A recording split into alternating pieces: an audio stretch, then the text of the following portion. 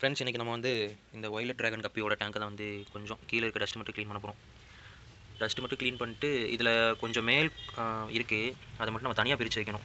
ஏன்னா ஃபீமேல் இதில் வந்து ஒரு 3 தான் இருக்குது. மேல் கொஞ்சம் ஒரு 2-3 இருந்தால் செட் ஆகாது. அதனால் வந்து ஒரே ஒரு மேல் மட்டும் வச்சுட்டு மீதி மேலாம் தனியாக வைக்கணும். அதை மட்டும் நான் இன்றைக்கி பண்ண போகிறேன். அதுக்கப்புறம் 2-3 சேஞ்ச் பண்ணியிருக்கோம், அதையும் நான் வந்து வீடியோவில் காட்டுறேன். நான் இதை அப்படியே இப்போ க்ளீன் பண்ண போகிறேன். பாதி தண்ணி க்ளீன் பண்ணிட்டு உங்களுக்கு நான் பேலன்ஸ் அப்படியே காட்டுறேன். ஃபிஷ்ஷை வந்து நான் கிளாஸில் போட்டு காட்டுறேன் எப்படி இருக்குன்னு பாருங்கள். காய்ஸ், இதுதான் பார்த்தீங்கன்னா அந்த வயலட் ட்ராகன் கப்பியோட மேல் கப்பி இவ்வளோ இருக்குது, ஒரு 5 இருக்குது.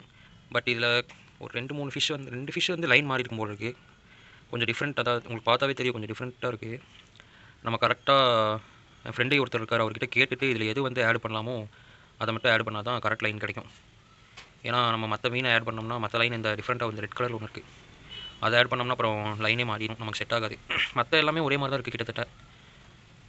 சரி, நான் இதில் எதை ஆட் பண்ணுறனோ இது எப்படி கண்டிப்பாக ஒரு 3 ஃபிஷ் தான் ஆட் பண்ணுவேன். அதுக்கு மேலே 2 தூக்கிடுவேன். ஏன்னா ஃபீமேல் கம்மியாக தான் இருக்குது. ஃபீமேல் கம்மியாக இருக்கனால மேக்ஸிமம் 3 கூட ஆட் பண்ண வாய்ப்பு இல்லை, 2 தான் ஆட் பண்ணுவேன்னு நினைக்கிறேன்.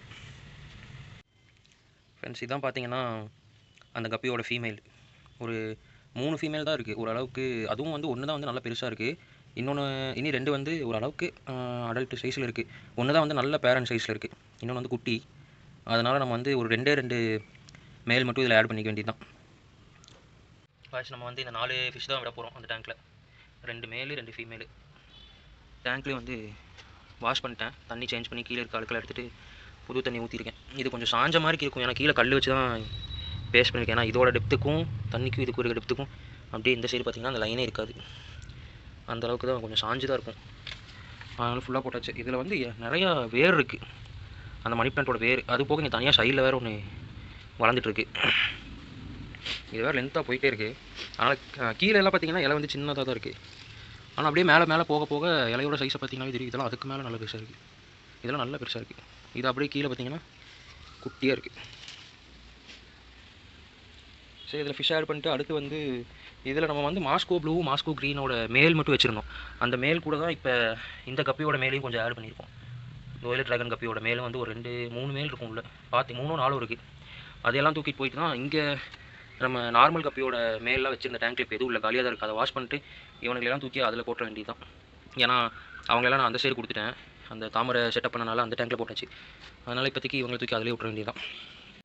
ஃப்ரெண்ட்ஸ், உள்ளே வந்து ஃபிஷ்ஷை ஆட் பண்ணியாச்சு, ஆனால் யாரும் இன்னும் ரெடி ஆகலை. ஏன்னா டேங்க்கு புதுசாக மாற்றிருக்கோம். அதாவது இந்த சின்ன டப்பாவில் தான் இருந்துச்சு, அதான் இதுவும் சின்னதாக இப்போ இருக்கிறதும். பட் வந்து டெப்த்து வந்து பார்த்திங்கன்னா அதிகமாக இருக்கும். இதில் சும்மா ஃப்ரிட்ஜில் வர ஃப்ரீசர் பாக்ஸோடது, அது பக்கத்தில் இருக்க ஸ்டோரேஜ் கண்டெய்னர் தான். இது வந்து ஒரு ஆயில் கேனு, அதை வந்து நான் ரொம்ப நாளாக யூஸ் பண்ணிட்டுருக்கேன். கிட்டத்தட்ட இது ஒரு 3 வருஷமாக நான் யூஸ் பண்ணுறேன்னு நினைக்கிறேன். ஸோ இதுவும் வந்து ஓரளவுக்கு கொஞ்சம் இடம் பெருசாக தான் இருக்கும். உள்ள மணி பிளான்ட் கூட வச்சுருக்கேன். ஸோ இது செட் ஆகிரும்னு நினைக்கிறேன். இதில் வந்து 4 மாஸ்கோ ப்ளூ மாஸ்கோ க்ரீன் ரெண்டுமே சேர்ந்து தான் இருக்குது. பட் அது எதுன்னு எனக்கு தெரியாது. ஒரு 4 இருக்குது.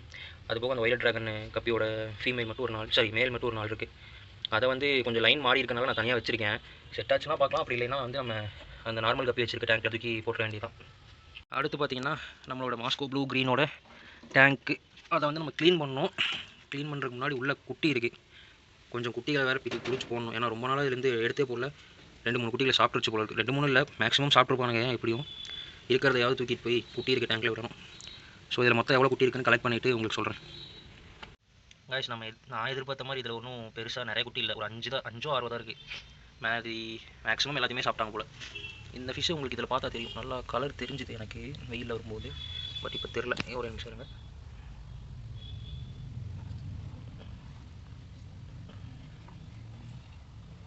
இப்போ நல்லா தெரியும் உங்களுக்கு, க்ரீனு மாஸ்கோ க்ரீன் நல்லா தெரியும். ப்ளூ இந்த கார்னரில் இருக்குது.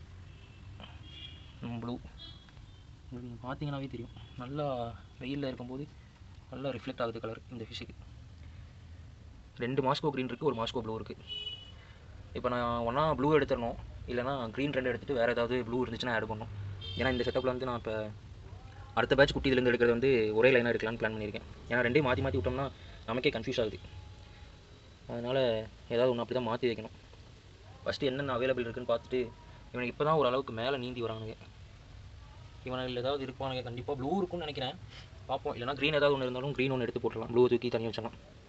சரி, நான் இதில் இருக்க கீழே இருக்க அழுக்கெல்லாம் எடுத்துகிட்டு இதுக்கும் கொஞ்சம் தண்ணி சேஞ்ச் பண்ணிட்டு அப்புறமா வீடியோ எடுத்து காட்டுறேன்.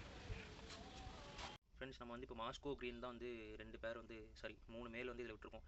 ஆல்ரெடி ஒரு மேல் வந்து இருந்தது, இதில் வந்து அதுக்கு வந்து ஆங்கர் வார்ம் வந்துருச்சு போல். நான் அது இப்போ தான் நோட் பண்ணேன். அதை நான் இப்போ பார்த்துட்டு அதை எடுத்து தனியாக வச்சுருக்கேன். அக்வாரியம் சால்ட் போட்டு ரா சால்ட் போட்டு வச்சுருக்கேன்.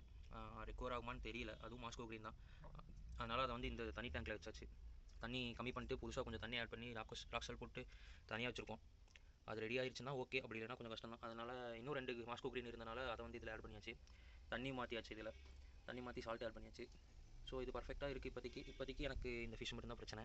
சரி பார்ப்போம் என்ன ஆகுதுன்ட்டு. அடுத்து வந்து அவ்வளோதான், இன்றைக்கி அவ்வளோதான் பண்ணியிருக்கேன், வேறு எதுவும் பண்ணல. அடுத்து வந்து உங்களுக்கு வந்து நான் அந்த முன்னாடி ஒரு சேஞ்ச் பண்ணியிருந்தேன், அந்த டேங்கை மட்டும் நான் உங்களுக்கு காட்டிட்டு இந்த வீடியோ இப்போ முடிச்சுக்க வேண்டியதான்.